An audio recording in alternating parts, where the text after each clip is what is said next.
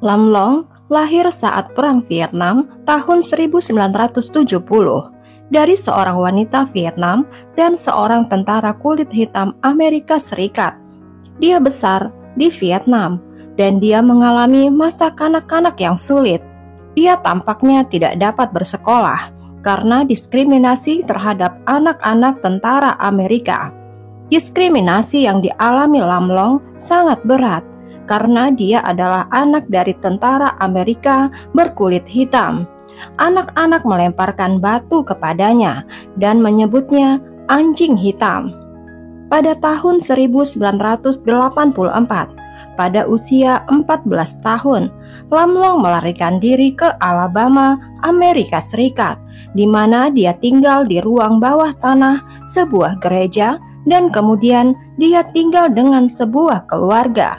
Pada usia 16 tahun, dia tinggal sendiri dan bekerja di sebuah kapal udang di Mississippi. Ketika bekerja di kapal ini, dia menjadi kecanduan obat terlarang. Biasanya, dia bekerja selama 2 atau 3 minggu dan kemudian kembali ke pantai, di mana dia menghabiskan uangnya untuk narkoba, miras, dan hubungan bebas. Lam Long bertemu istrinya bernama Q Van pada tahun 2004. Dan Q sudah mengandung putranya Ryan Van. Lam Long membantu membesarkan Ryan seperti putranya sendiri.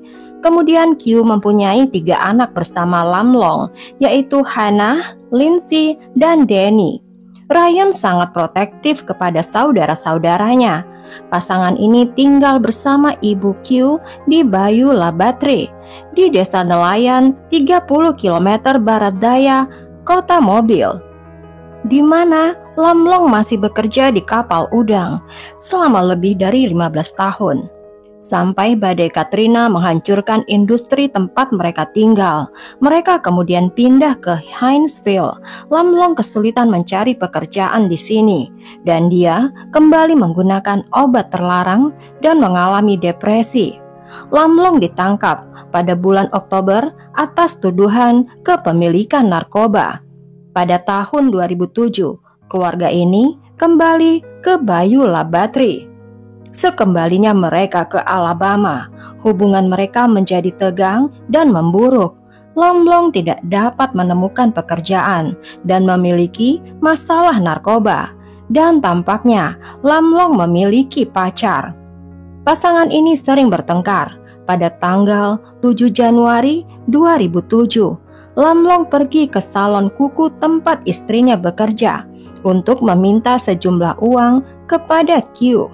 Q memberikan suaminya uang $31 supaya dia bisa membeli bensin untuk mobil van miliknya. Kemudian Lam Long pergi sepanjang hari. Q berusaha berulang kali menghubungi suaminya melalui telepon dan tidak berhasil. Pada jam 7 malam, Q akhirnya berhasil bicara dengan Lam Long. Lam Long mengatakan kepada Q bahwa dia sudah meninggalkan anak-anak pada seorang wanita yang tidak dikenal. Beberapa sumber mengatakan kalau Lam Long menyebut wanita ini adalah pacarnya, tapi ini tidak jelas. Ketika saudara perempuan Q, Tracy Van, mendengar apa yang sudah Lam Long lakukan, Tracy menoleh ke saudara iparnya itu dan bertanya dengan histeris kepada Lam Long mengapa dia memberikan anak-anak kepada seseorang yang tidak mereka kenal. Pada malam hari, wanita misterius itu tidak membawa kembali anak-anak dan Q melaporkan keempat anaknya hilang kepada polisi. Pada jam 8 malam, mereka pergi dari pintu ke pintu untuk mencari wanita misterius itu dan keempat anak-anak itu. Keesokan harinya, polisi meminta Lam Long untuk membawa mereka ke lokasi yang tepat di mana Lam Long sudah memberikan anak-anak itu kepada wanita yang sekarang disebut Lam Long sebagai Kim. Dia mengantarkan polisi ke tempat wanita yang bernama Kim dan akhirnya kembali ke kantor polisi lagi setelah mereka gagal menemukan Kim. Polisi percaya kalau Lamlong sudah berbohong. Keluarganya takut kalau Lamlong sudah menjual anak-anak untuk membayar kebiasaan narkobanya. Polisi menahan Lamlong dan memasukkannya ke dalam sel tahanan. Lamlong bertanya kepada polisi apa dia bisa bicara dengan istrinya. Dia berbicara dengan istrinya dan berlangsung sekitar 4 menit dalam bahasa Vietnam. Dan setelah selesai, Q jatuh ke lantai dan mulai menangis histeris. Q memberitahu polisi bahwa Lamlong mengatakan kepadanya bahwa tidak ada yang akan bisa menemukan anak-anak mereka karena anak-anak itu sudah meninggal. Ketika mereka bertanya di mana anak-anak kepada Lamlong, Lamlong menjawab akan mengantar mereka kepada anak-anak itu. Kapten Wilson bertanya kepada Lamlong kemana dia harus mengantarkannya untuk menemukan anak-anak. Lamlong meminta untuk pergi ke jembatan Dopin. Kapten Wilson langsung memutar balik mobil itu dan bertanya kepada Lamlong, "Apa kamu bilang kamu sudah melemparkan keempat anakmu dari atas jembatan Dopin?" Dan Lamlong mengatakan, "Iya." Kapten Wilson bertanya, "Mengapa?" Lamlong menjawab, "Tanya saja kepada keluarga saya, mereka tahu mengapa." 2 hari kemudian, pada tanggal 10 Januari 2008, Lamlong hadir dalam pengadilan pertamanya untuk menghadapi 4 tuduhan pembunuhan. Dan hakim pengadilan wilayah Mobile membatalkan uang jaminan. Tanggal 11 Januari 2008, pengacara Lamlong mengklaim bahwa Lamlong menarik pengakuannya dan mengatakan bahwa Lamlong sudah ditekan oleh polisi untuk mengaku dan mengklaim bahwa mereka telah melecehkan untuk membuat Lamlong mengaku. Lamlong kembali pada cerita awalnya. Dia mengatakan wanita bernama Kim yang membawa anak-anaknya. Polisi harus mencari Kim dan wanita kedua yang meninggalkan anak-anak dalam sebuah mobil van. Polisi tahu kalau Lamlong sudah berbohong. Prioritas mereka sekarang adalah menemukan anak-anak itu. Jaksa wilayah John Tyser Jr. mengatakan, "Kami percaya kalau Lamlong membunuh anak-anak itu dan melemparkan mereka dari atas jembatan Dopin." Regu pencarian melakukan tindakan mencari anak-anak yang hilang. Polisi percaya kalau Lamlong sudah melemparkan anak-anak itu dari titik tertinggi jembatan setinggi 266 meter. Polisi percaya Lamlong sudah lama membuang anak-anak itu karena mereka memiliki saksi yang ada pada saat kejadian. Orang itu melihat Lamlong membuang kantong sampah sekitar jam 9 pagi pada tanggal 7 Januari 2008. Tinggi tertinggi jembatan 17 meter dan air sedalam 3 meter. Di dekat pantai, sekitar 70 orang di perahu dan helikopter mencari di air dan area pencarian mencakup 100 mil persegi. Mungkin arus sudah menyapu anak-anak itu. Seluruh komunitas juga membantu melakukan pencarian. Warga sipil berjalan di sepanjang pantai mencari anak-anak itu. 2 hari dalam pencarian, mereka terpaksa berhenti karena kabut tebal mengaburkan pandangan.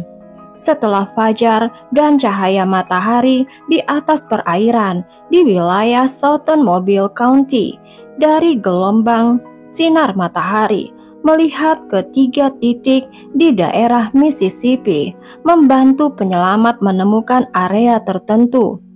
Penyelam menyelam di perairan keruh. 5 hari setelah anak-anak itu menghilang, tim pencari menemukan jasad Denny usia 4 bulan sekitar 1,5 kilometer dari jembatan. Penyelidik menyimpulkan bayi itu meninggal karena trauma benda tumpul dan tenggelam. Hasil autopsi paru-paru berhenti karena tenggelam.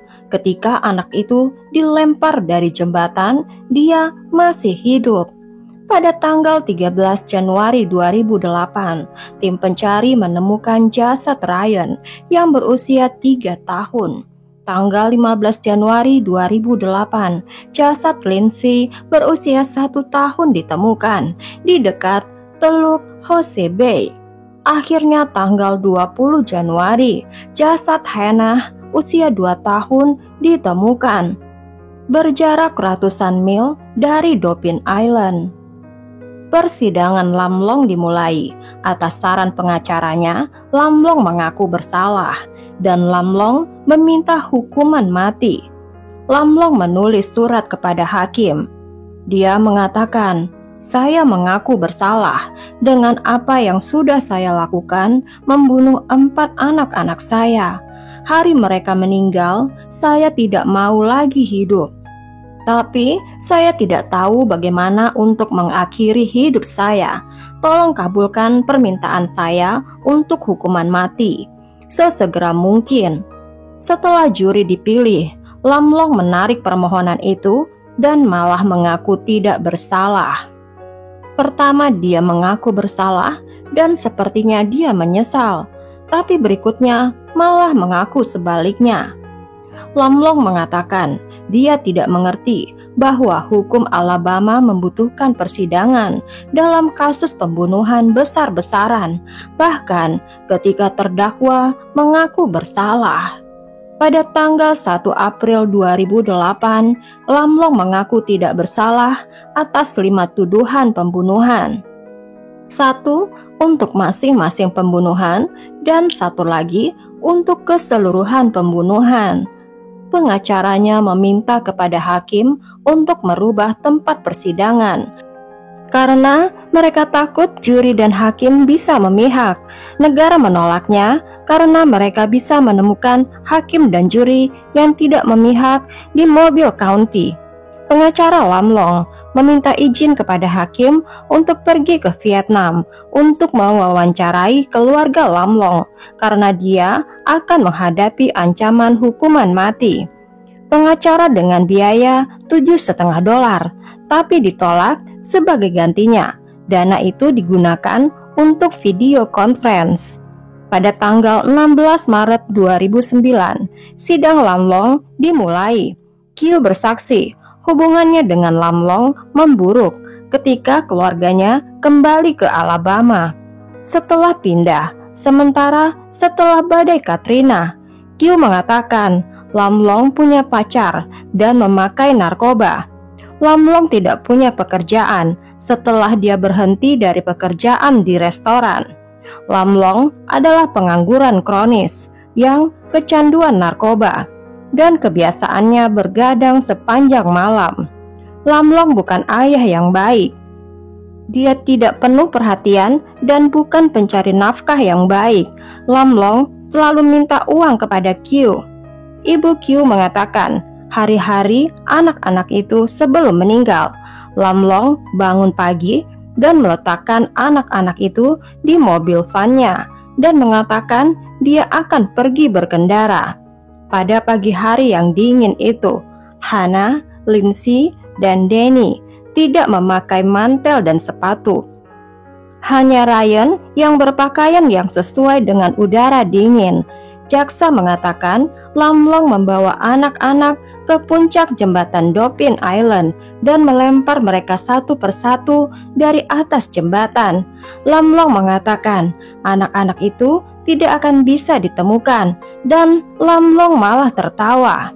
Pejabat mengatakan 3 anak-anak mengalami luka di kepala dan leher dan asfiksia karena tenggelam. Hanya 1 anak yang meninggal karena tenggelam.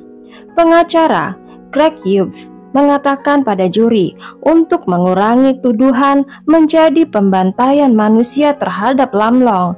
Lam Long tidak punya sejarah kekerasan.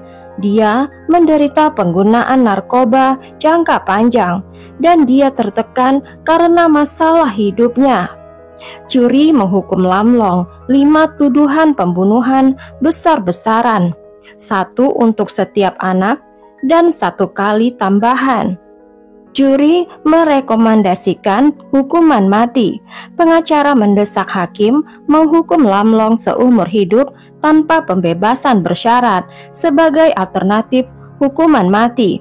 Tapi hakim mengatakan keadaan yang memberatkan terlalu besar. Hakim mengatakan anak-anak selama mereka jatuh dari jembatan pasti merasakan teror dan mereka masih hidup ketika mereka menabrak air.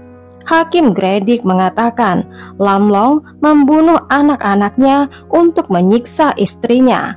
Lam Long tidak merasa bersalah atas perbuatannya. Hakim menanyakan apa pernyataan Lam Long untuk istrinya. Lam Long meminta maaf pada istrinya. Akhirnya Lam Long dijatuhi hukuman mati dengan suntikan mematikan. Ryan yang berusia 3 tahun pasti tahu apa yang sedang terjadi pada dirinya dan adik-adiknya. Mengerikan sekali kejadian ini. Seorang ayah harusnya mensupport hidup anak-anaknya sampai dewasa dan melindungi mereka. 9 tahun setelah hukuman mati Lam Long, nyawanya terselamatkan ketika Lam Long dijatuhi hukuman seumur hidup tanpa pembebasan bersyarat. Ini karena ahli yang disewa oleh negara bagian Alabama dan pembela setuju bahwa Lam Long memenuhi kriteria cacat intelektual berdasarkan amandemen ke-8 konstitusi yang melarang eksekusi kepada penyandang cacat intelektual, dan disimpulkan Lam Long telah lama memenuhi kriteria ini dan mendapat pengecualian hukuman mati di bawah undang-undang negara bagian dan federal. Seseorang harus memiliki rata-rata tes IQ yang signifikan. Skor tes IQ Lam Long adalah 49 dan 57 pada 2 tes IQ yang berbeda. Keputusan ini membuat marah banyak orang, membuat jaksa wilayah Mobile County mengatakan bahwa tidak ada bukti selama persidangan awal yang menunjukkan Lam Long cacat intelektual. Pada tahun 2009, hakim mengatakan setiap hari di dalam penjara, Lam Long harus diperlihatkan foto setiap anak-anaknya. Sampai di sini dulu ceritanya guys. Apa kalian setuju dengan hukuman yang diterima Lam Long adalah seumur hidup karena dia cacat intelektual dibandingkan dengan kejahatannya yang tidak berperi kemanusiaan dan sadis? Saya merasa hukuman itu tidak adil. Tulis komentar kalian di kolom komentar ya. Bila suka ceritanya, berikan subscribe dan tekan notifikasinya untuk cerita yang lain.